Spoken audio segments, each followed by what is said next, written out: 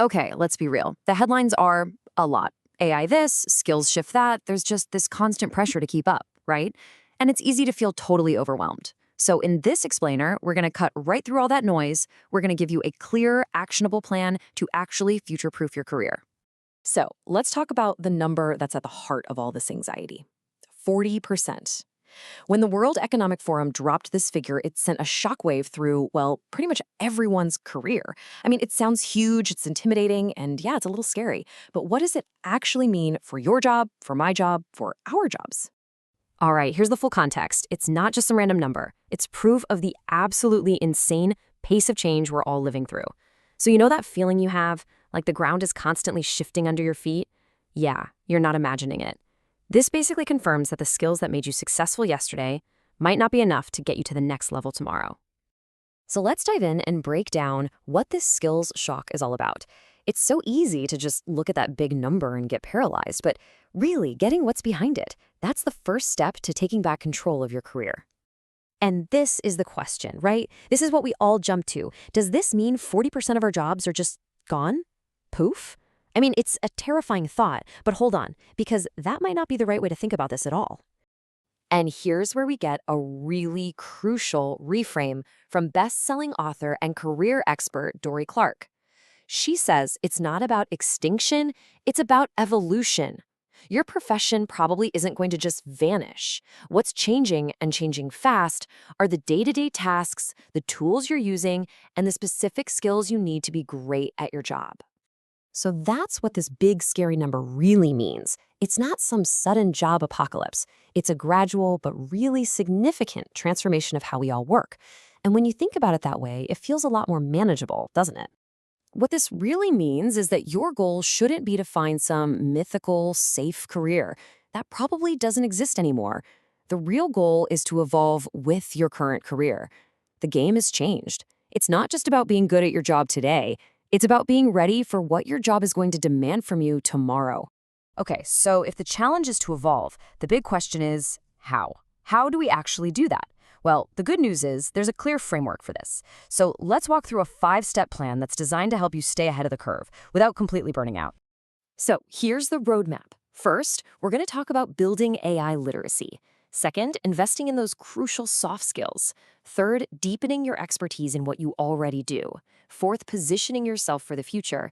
And fifth, and this one is so important, creating a sustainable rhythm for learning. This isn't about a frantic sprint, okay? It's a consistent, strategic marathon. All right, let's start with step 1, AI literacy. And right away, let me just say, this does not mean you need to go learn how to code. It's about understanding what AI is good at and what it's really bad at. It's about knowing where your uniquely human judgment and creativity are still king. Think of yourself as a smart collaborator with the tech, not a coder. Now, steps 3 and 4 get to the core of your actual skill strategy.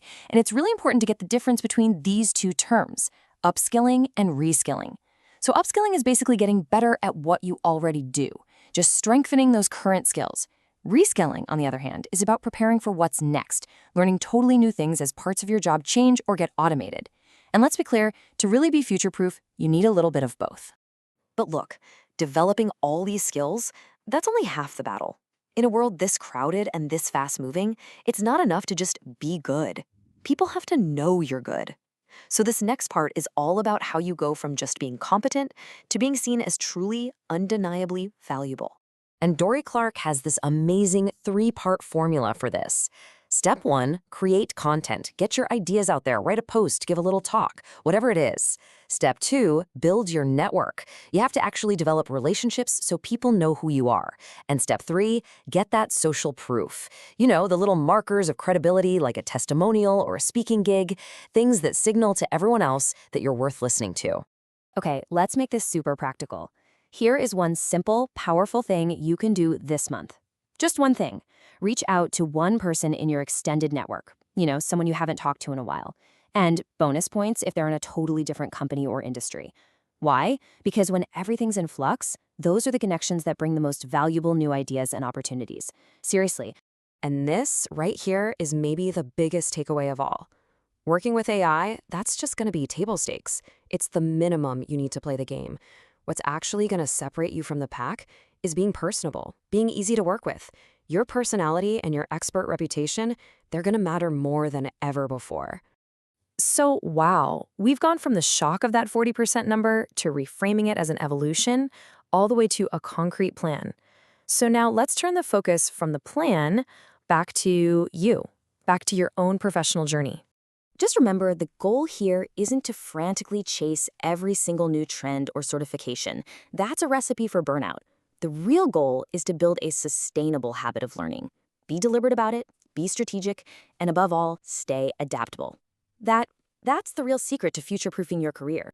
Because at the end of the day, the future of work isn't something that's just going to happen to us. We all have a say in shaping our own path through it. So the only question left is, are you ready to be the one guiding it?